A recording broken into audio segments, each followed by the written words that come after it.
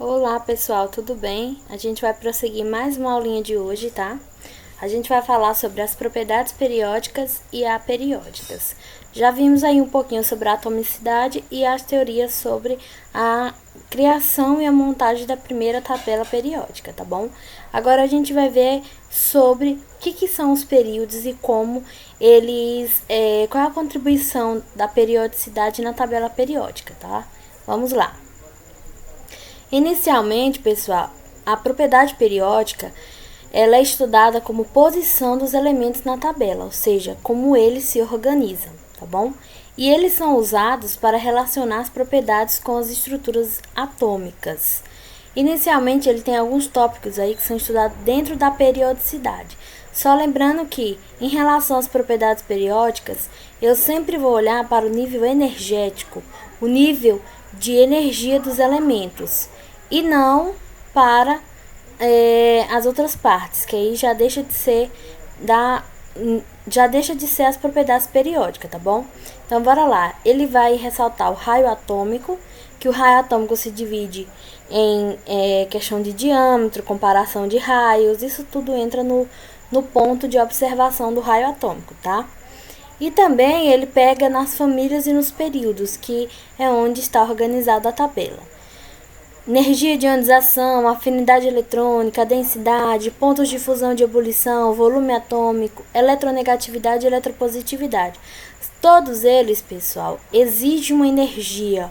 Ou elas absorvem ou elas liberam. E pontos que liberam e absorvem energia estão classificados dentro dos pontos de propriedades periódicas, tá? E aí ao lado você vê uma imagem. Ele pega dois núcleos e compara aí o raio atômico de cada um, viu? Pegando aí essa comparação, ele vai determinar um diâmetro. O que é um diâmetro? É formação de dois raios, ou duas vezes raio. E para se obter um raio em comparação de dois, ele vai determinar aí com o diâmetro. E aí vem a questão de raios. Quantos raios são necessários para observar? Como é observado essa questão? O raio atômico ele vai aumentar da direita para a esquerda. Não se esqueça disso. Mais à frente a gente vai ver uma imagem que vai ressaltar melhor sobre isso, tá? Mas o raio atômico, ele vai sempre aumentar isso em relação a seu tamanho e a seu nível de energia na tabela periódica. Ele sempre aumenta da direita para a esquerda. Isso conforme o número atômico for diminuindo. Então, quanto menor for o número atômico ou o número de prótons, maior ele vai ser e maior o nível de energia vai ser. E aí tem 3 pontos. Eu tenho raio de íons, que ele vai envolver os cátions e os ânions. Eu tenho raio do átomo neutro e o raio do ânion, que eles estão aí envolvidos devido ao nível de energia. E temos também as espécies isoeletrônicas, que mais à frente a gente vai ver o conceito, que ela vai trazer a relação da diminuição do número atômico ou do número de prótons para que esse elemento tenha um nível de energia bem maior. E aí eu considero os 2 pontos.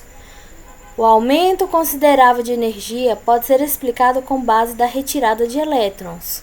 Se eu retiro os elétrons, ele vai ver o que? Aumento considerável de energia em alguns pontos, tá?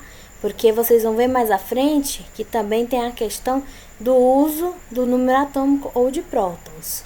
E temos aí o segundo, define-se por ser uma quantidade de energia liberada quando o átomo neutro, isolado e gasoso ganha um elétron. Então, esse tópico aí, em relação à energia liberada, é quando o elemento químico ele entra no estado de gás. E aí, ele, além de obter energia, ele vai liberar essa energia para o meio ambiente. Isso dentro das propriedades periódicas, analisando a tabela periódica e os elementos contidos nela. Aqui tá a imagem que eu falei para vocês. E aí a gente vai ressaltar esses 2 pontos na periodicidade, ou seja, o raio do átomo neutro é sempre maior que a dos seus cátions, tá bom? Então, observa que o raio do átomo neutro, ele é maior do que o cátion, do que um íon do tipo cátion, ou seja, perdeu elétrons, então ele vai ser menor.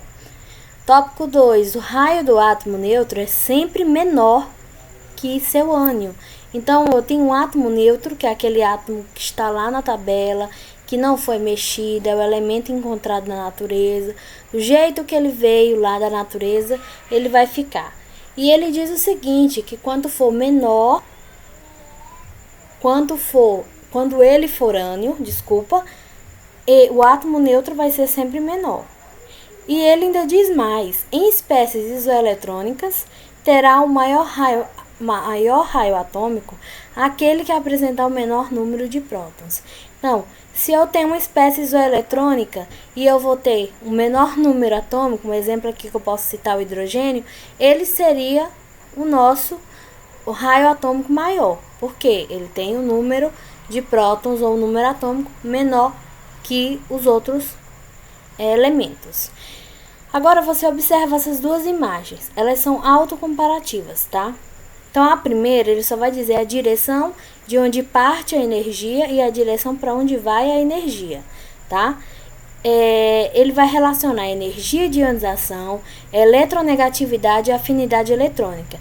Essas três, ela vai seguir o mesmo sentido de direção de energia que estamos estudando.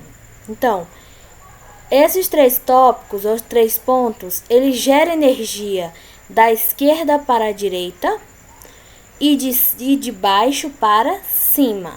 Então, a energia de ionização, eletronegatividade e afinidade eletrônica gera energia da esquerda para a direita em relação à tabela periódica e de baixo para cima.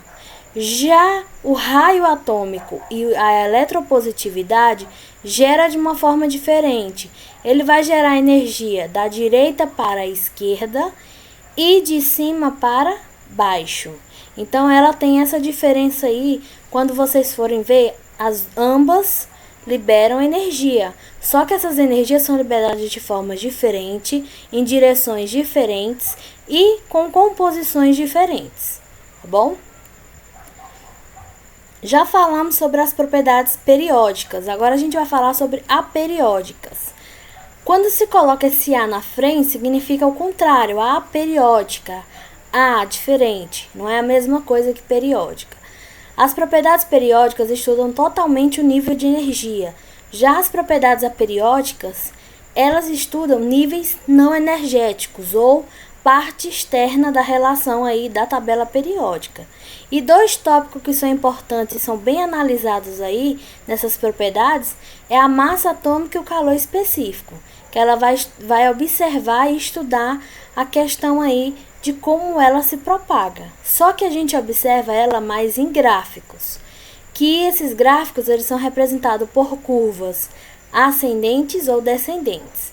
A massa atômica dessas propriedades aperiódicas, quando você vai calcular e observar, ela sofre uma curva ascendente, ou seja, ela vai aumentar, ela vai do zero aumentando.